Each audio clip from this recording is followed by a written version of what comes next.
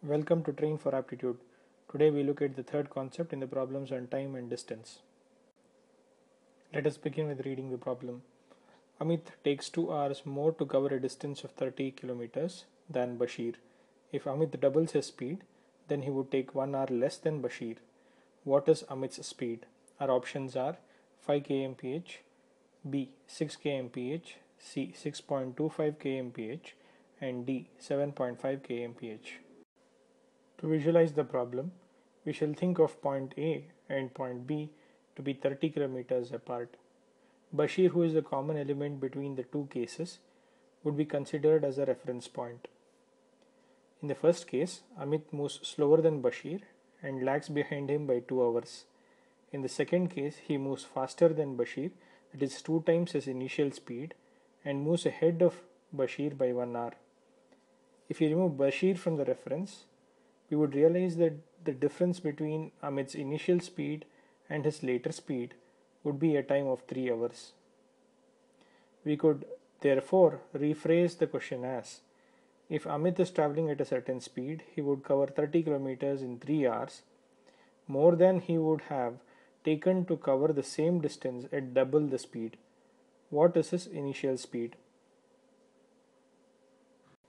To solve the problem, we shall take case 1, where the speed is x, the distance is 30 kilometers, case 2 where the speed is 2x and the distance is 30 kilometers as well. The difference between case 1 and case 2 in terms of the time taken is 3 hours.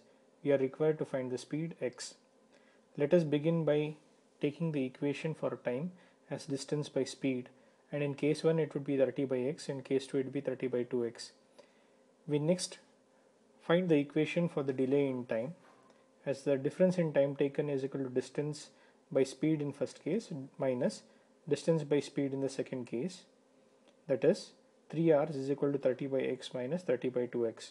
On solving, we find x is equal to 5 kilometers per hour. To generalize the information, we can assume that the speed is x into x, the distance to be d, and the difference in time to be denoted by small t. The next step in generalization is to frame equations for the time.